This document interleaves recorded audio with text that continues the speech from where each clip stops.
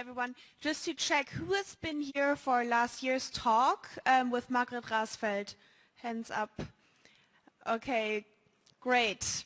There will be a bit of repetition, but in a year maybe you forgot some things, and then I will also talk about my personal experience, as she just said. So, hello everyone. My name is Ivi. I'm 19 years old, and during this very short presentation, I'm going to talk about empowerment. You see, I'm on the stage today by myself, speaking to all of you whom I don't know, and I'm speaking in a language that's not even my mother tongue. And how did I bring up the courage to do that? Because many times there were people who believed in me. My teachers, my mentors, who encouraged me to push the boundaries and who let me fail until I got to see that failure is not necessarily a bad thing. And through that, I feel that maybe now I might stutter, or maybe I might forget some words in English, but that doesn't matter, because the main thing is that you're brave enough to do something. And that is also the main principle of our school. So I feel empowered through that principle, and I feel empowered through my school. And I believe that I'm very privileged, and this is why I'm here today, because this privilege is not something that I want to accept and that I want to be grateful for, but also something that I want to pass on to others. And I want to use this opportunity to inspire all of you to work towards a more progressive style of learning. Because sadly, still many children are discouraged to take on responsibility and try things. Because for a mistake, they get a bad mark. And so they are afraid of trying things, and that's actually very, very sad. And I want to change that study with you. So how are children empowered at our school? There are 3 big projects that we have that I will talk about in a minute. And the main principles of our school is to raise children to become more confident, and through that confidence be able to tackle the challenges that we have ahead of us. Before I start, I want to tell you this, like all the projects that we do, it's just an inspiration. It doesn't matter how you do it.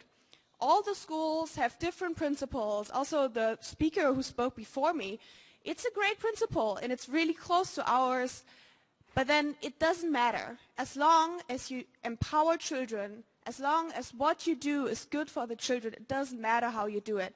So this is just an inspiration. It's not a model that anybody needs to copy. And so, how, can you change back? Yes, the second one. Thanks.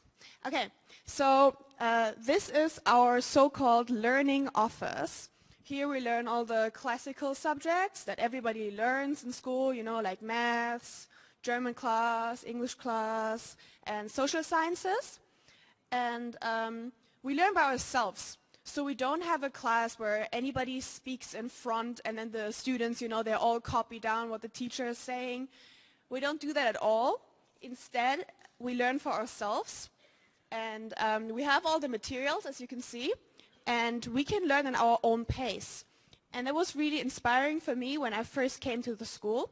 We started at about age 12, and I had to change my whole style of learning, because I came from this, you know, traditional school where I just sat and had everything delivered to me, very convenient, like McDonald's learning, you know, fast food.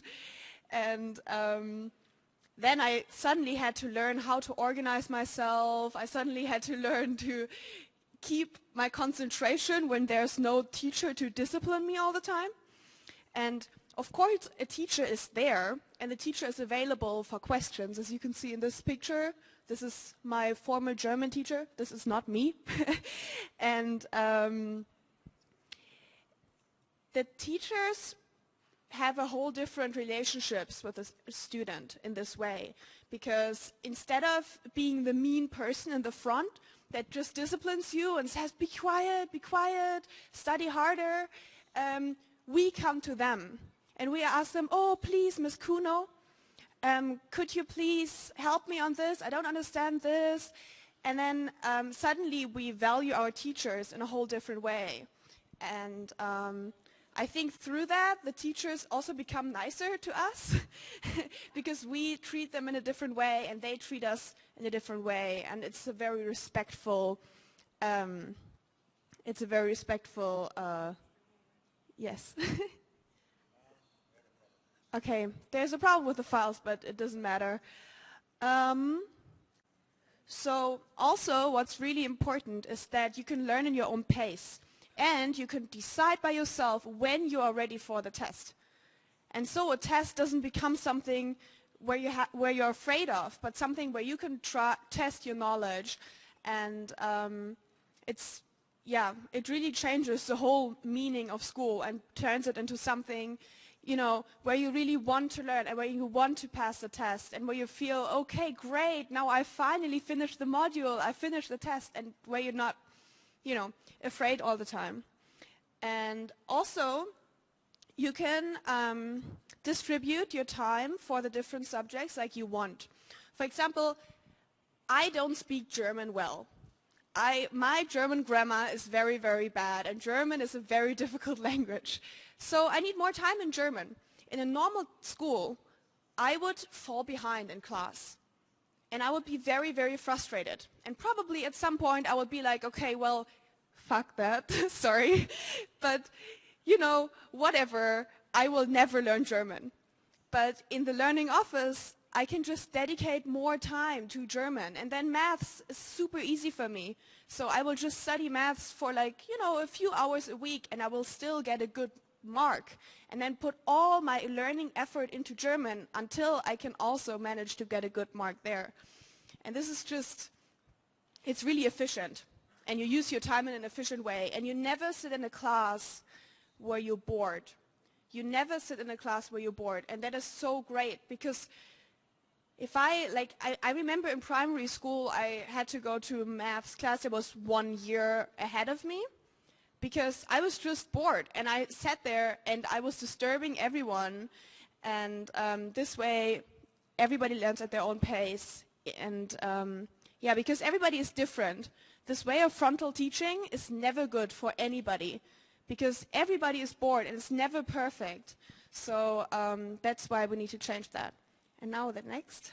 Oh, no, now back. Okay, so project-based learning.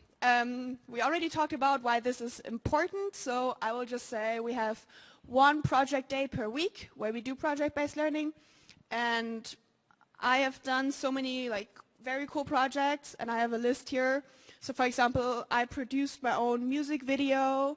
I learned about eatable plants in a forest. I researched how music shapes emotions of a dance choreography. And we made an art exhibition about the Holocaust in the Berlin House of Representatives. And we did some research about history in our neighborhood. And yeah, just the list goes on. And we did so many cool things, and what's interesting is that I actually remember the projects, even though I did them when I was in puberty, and I don't remember anything. So I don't know if you've heard about this research, but there's this research that students in 8th grade, they go through puberty, and that's why their brain changes somehow, and that's why they will forget everything. And I mean, if you ask me what I did in maths class during 8th grade, I have no idea, honestly. I don't know if you have, but the projects, it's something that stays with me. And yeah, we also talked about that. You actually create something, you actually do something worthwhile. You don't just, you know, learn knowledge that others have created. And now the next one. Yeah, so you may ask, how do we organize ourselves? How do we manage all these things? How do we learn by ourselves? And isn't it like super, super difficult? And luckily for us, we have help from our personal tutors, and we meet them every week for a short talk. And I know that you're teachers, and they are paid for that. So our teachers get 2 hours a week paid for mentoring us. And they've helped me with so many things, like keeping my motivation to study when I was in puberty, or applying for a scholarship. And it's just really nice to know that there's someone you can come to when you run into problems. And it's also really, really close and personal relationship. So they help you with everything. They don't just help you with organizing your schoolwork, but also when you have problems at home, or it's just really nice, especially in those years when you're in puberty and you're just generally emotionally upset, you know. And next slide. I'm rushing through a bit, I have to admit. So, because I want to get to the important part. And this is, for example, the project responsibility. To be honest, yeah, the rest is quite boring, you know, like the maths and project day, you know. What matters is something like this. We go out into our communities and we volunteer every week for 2 hours, and we do this from year 7 to year 10. So when we start with this, we're only 12 years old, and maybe, you know, we go to an elderly's home, or we educate students about climate change. That's what my little sister's doing. Or we design and build furniture for our school, or we found a small business, or we grow a garden like in a park somewhere. So there are lots of things you can do as long as you take on responsibility and you do something good for others. And I remember when I first started school at ESBZ, I was only 12 years old. And I had to look for a project myself. And just imagine, you know, like I came to this kindergarten, I was like, hey, do you need anyone? And I was so afraid, and my tutor helped me, but it was still very scary. And then they were very happy that I came, and were like, oh, of course, sure, you can start next week. And I was really excited because, I mean, I never thought that I could be useful for something. I always thought, you know, what can I do? Okay, well, I can calculate percentages or something, but it's not something really useful for anybody. I think we've talked about that earlier. And, you know, like I learned that, for example, I know the different states of Germany, or I know, you know, the rules of volleyball, but yeah, it's all not that useful. And they actually, like, even after a few months, they even let me alone with the kids, and I was so proud. And then the next year my project was organizing a contemporary dance class, because for small children, they were like 5 to 7, and I wanted to pass my passion for contemporary dance on. Guys, just imagine 10 kids in a room running around completely out of control. I had no idea how to deal with it, and it was horrible. And somehow we managed to have a performance at the end of the year, and I thought, oh, it's all going to go wrong, but suddenly it worked out. I mean, it was not perfect, but yeah. And then we had one last session after the performance, and I was sitting there and talking to the kids like, okay, well, that's it, goodbye then. And I was a bit relieved actually, because it was really, really stressful. But then the girl was, okay, see you after summer, after the summer holiday. And they all agreed, like all the girls in that group and one boy, they didn't believe that it would stop. And then I thought about it all summer actually, and then I eventually agreed to continue that project in my free time. And back then, the next summer, this situation repeated itself, and then I stayed on another year. And I think it's really good because, you know, sometimes as young people we feel really useless. We've had that in the presentation earlier. And we don't really do anything. We use up our parents' money and we study in school. But then, you know, it's sometimes just to cross the threshold to start volunteering, it's a really big fear, because you feel, oh, I'm not useless to anyone. But once you started to volunteer, then you just continue doing it because you already know that you can achieve something and that there are people who depend on you and that you are actually making a change for someone. And yeah, if it weren't for the project, I would probably never have volunteered. So again, let's take it to another level, the challenge project. Now, I know that you're all teachers, and this probably sounds really, really crazy to you, but we've had this for many years, and nobody has died, and nothing problematic has happened. So, this is my all-time favorite subject ever. So, there are only 3 rules. We have to leave Berlin. It's for 3 weeks. We get 150 euro, which might seem a lot of money, but then for 3 weeks, it's very little money. And you have to challenge yourself. Other than that, you can completely do what you want. So if you move from place to place, you do get an accompanying adult. But these are usually like university students, and they are not allowed to really help you. They are just there as a part of the group. And usually, you know, university students can't read maps better than we can. So you can do what you want. You can go sailing, hiking, biking, you can help on a farm, you can live in the woods, you can write a novel. One friend of mine did that. You can build a playground in Albania. 2 friends of mine did that. Or build a house out of mud, like in the dope house, something like that. Or just play music for 3 weeks, which sounds fun. But my friend who did that, actually after that, he was like, I'm never going to touch my guitar ever again. And just to say what I did, I went during the first year, we have 3 trials. During the first year, I went to a horse farm to work there. And the main challenge was just, you know, cooking, how do I cook, what can I cook with little money, and like these things, being away from home, because I was only 13 years old at the time.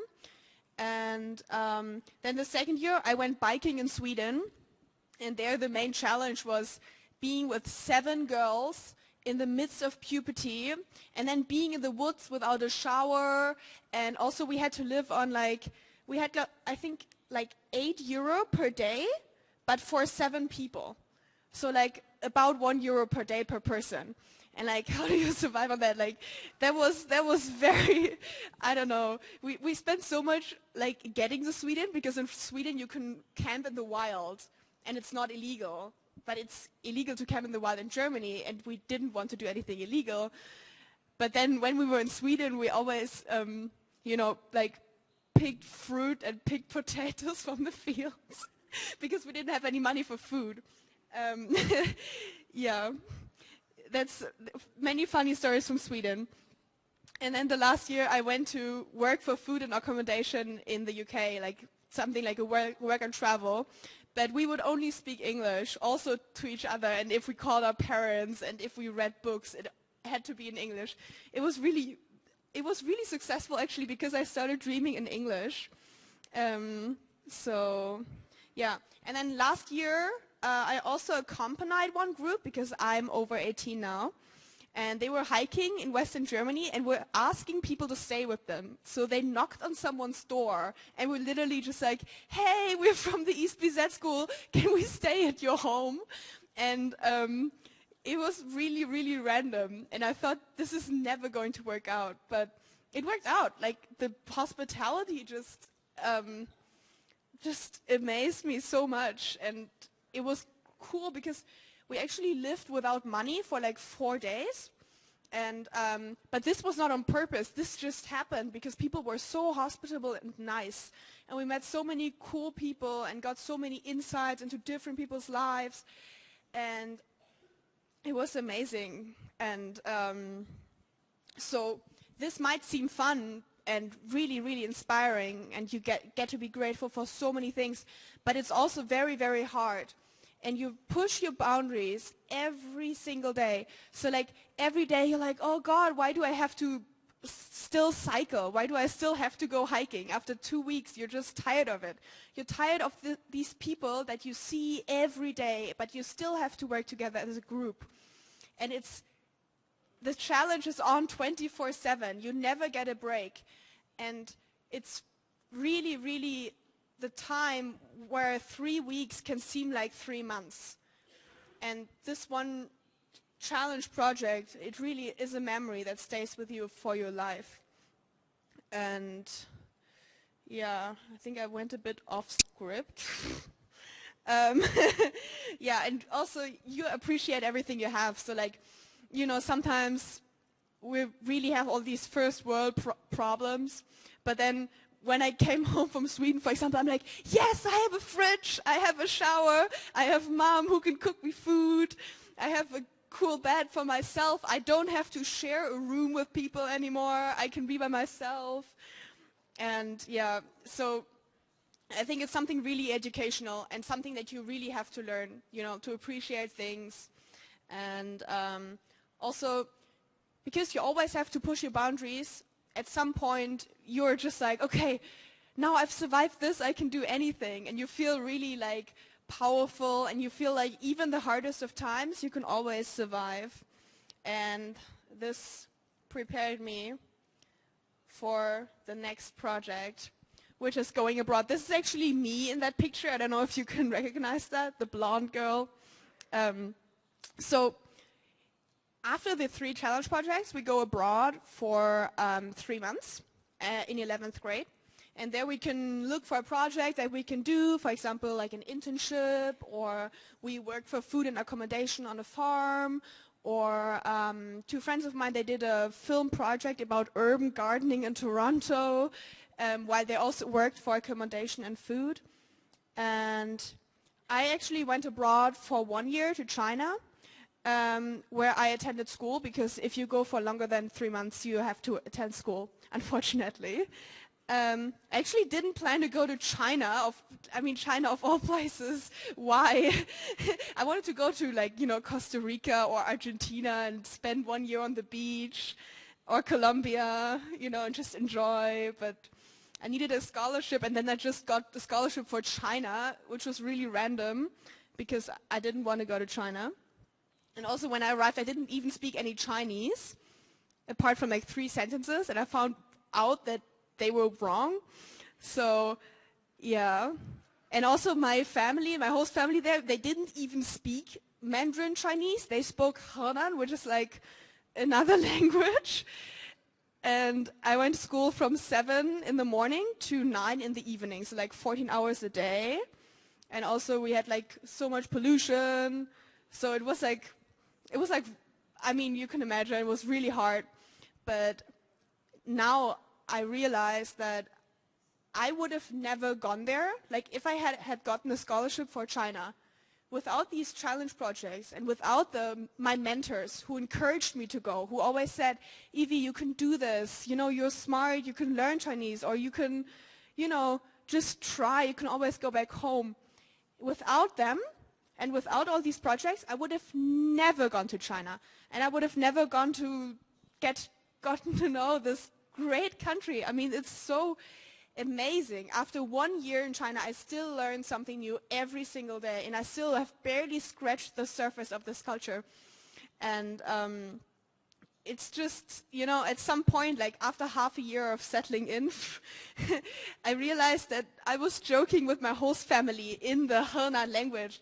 And then I would go on a trip with my best friends from school, and we would eat the whole day and spend evenings in night markets eating pineapple rice. And it has changed my entire life. And I just know that it was my like coming of age moment. And I know that I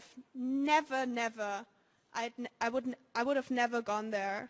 And I mean, now I'm able to speak Chinese, you know. I wouldn't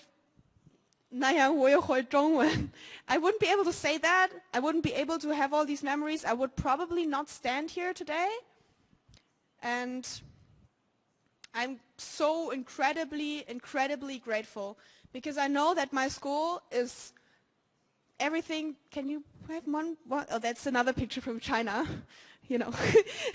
So I know that if I had not had the opportunity to go to my school, I would be a completely different person, because all the moments that have shaped me are somehow a consequence of the freedom, the empowerment and the encouragement that I've been given by my teachers and by the system itself, which has the spaces for me to do what I want, I guess. So, can you have one more? Yeah, this is not my picture, by the way, just for your information. So, why is it important to empower children besides them, you know, feeling good about themselves and feeling great? So, as you know from reading newspapers, which I think you probably do, we have many challenges like, and I have another list, climate change, polarization of our society, growing disparity between rich and poor, refugee crisis, and so on. And what kind of people do we want to raise for the future? So we need empowerment for children, for our democracies, and to enable them to solve these problems. We face so many challenges, and the task fulfillers we raise today won't successfully tackle those. You know, filling out a worksheet with stylistic devices for poetry analysis or writing a test about the rules of a volleyball game, they won't help, you know. It's really unnecessary. It's just, you know, knowledge is important, but we take it too far. And so we need to educate the future generation to be problem solvers.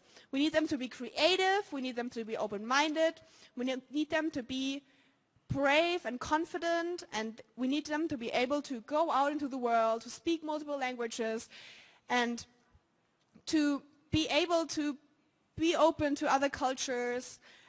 I think I already said that, but it's double important. And we have to teach them values and not just words. Because if we teach them values, they will be able to act upon these values eventually. And then have a glorious future. So, no matter if it's your child, your student, or your friend, there's always someone you can, who needs you to acknowledge them and who you can give the opportunity to grow. Maybe it's just someone who's not sure whether this person should do something. For example, oh, should I go to China or not? I'm really fucking scared. But maybe, you know, just tell them, oh yeah, you can do it, you know. You're a great person, and just tell them, your students, just let them know, you know, they have all the possibilities ahead of them, and yeah, help them to do what they want to do and not be scared, which is the most important. Let's be brave, not be scared. So, yeah, our system is not the perfect way, nor the only way to do it. You can just use it as a reference point, just encourage children to try things. And mistakes are not bad because we grow when we make mistakes, and we grow when we experience hard times. And it's good if we have someone to guide us, which is you, because you are the teachers. And children are the future of our world, which you probably already know. And we have to make sure that they are prepared for the challenges to come. That's it.